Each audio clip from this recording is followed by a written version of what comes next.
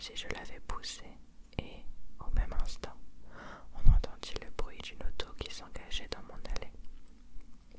Nous sautâmes tous les deux, et un peu énervé moi-même, je sortis dans le jardin. Sous les lilas dépouillés et dégoûtants d'eau, une grande torpédo s'avança dans l'allée. Elle s'arrêta. Penchée de côté sous un tricorne lavande, le visage de Daisy me contempla avec un vif sourire extasié. Est-ce ici absolument que tu vis, mon très cher? Dans la pluie, les exhilarantes ondulations de sa voix étaient d'un tonique vivant. Il me fallut en suivre un moment, le son montant et descendant avec l'ouïe seule, avant que les mots me parvinssent. Une mèche humide balafrait sa joue, comme un trait de peinture bleue, et la main que je saisis pour l'aider à mettre pied à terre était mouillée de gouttes luisantes. « Es-tu amoureux de moi ?» fit-elle tout bas à mon oreille.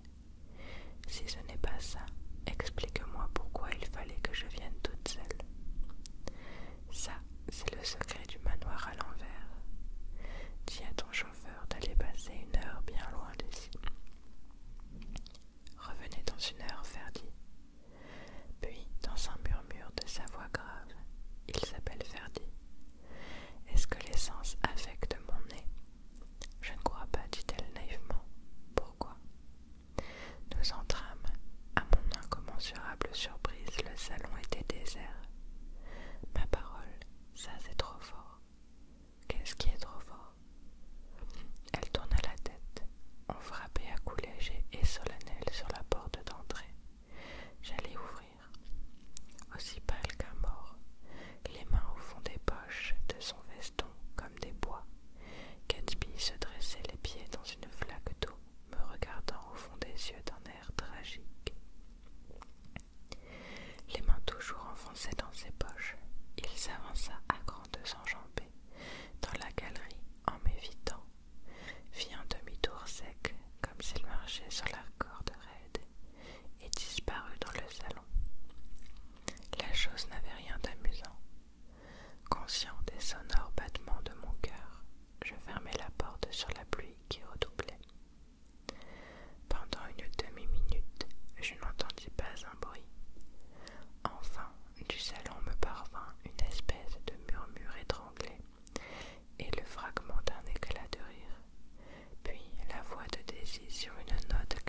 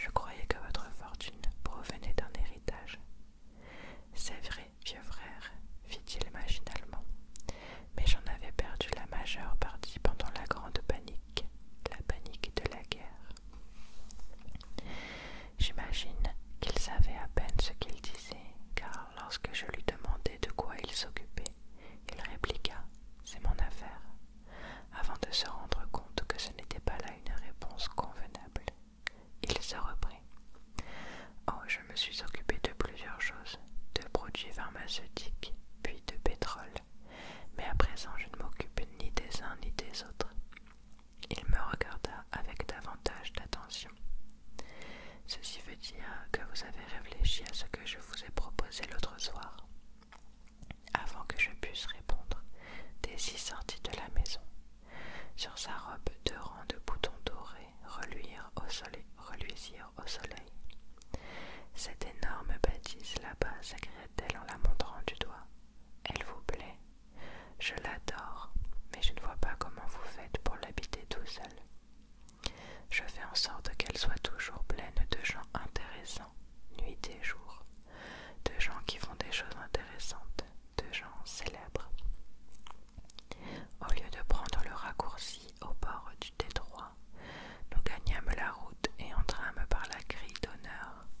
Avec des murmures enchanteurs, Daisy admirait les différents aspects de la silhouette féodale découpée contre le ciel, admirait les jardins, la pétillante odeur des jonquilles et la mousseuse odeur des fleurs d'aubépine et de prunier, et l'odeur or pâle du chèvrefeuille.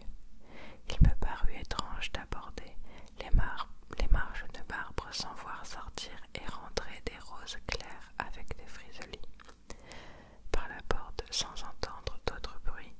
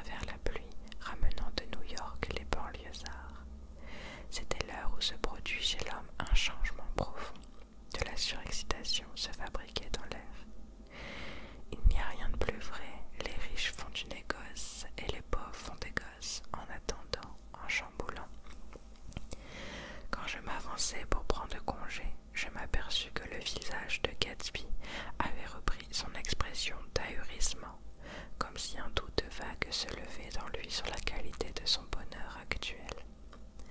Presque 5 ans, il devait y avoir eu des instants, même en cet après-midi, où Daisy ne s'était pas montrée à la hauteur de ses rêves, non pas par sa faute, mais à cause de la colossale vitalité des illusions de Gatsby. Elle l'avait dépassé, elle avait tout dépassé. Il s'était jeté en elle avec la passion d'un créateur, la croissance en répit, l'ornant de toutes les plumes brillantes qui lui tombaient sous la main. Rien n'est comparable au volume de feu ou de fraîcheur que l'homme peut emmagasiner dans son cœur spectral. Sentant que je l'observais, il se domina un peu visiblement. Il saisit la main de Daisy et comme celle-ci lui disait quelque chose tout bas, il se tourna vers elle avec une poussée d'émotion. Je crois que c'est cette voix surtout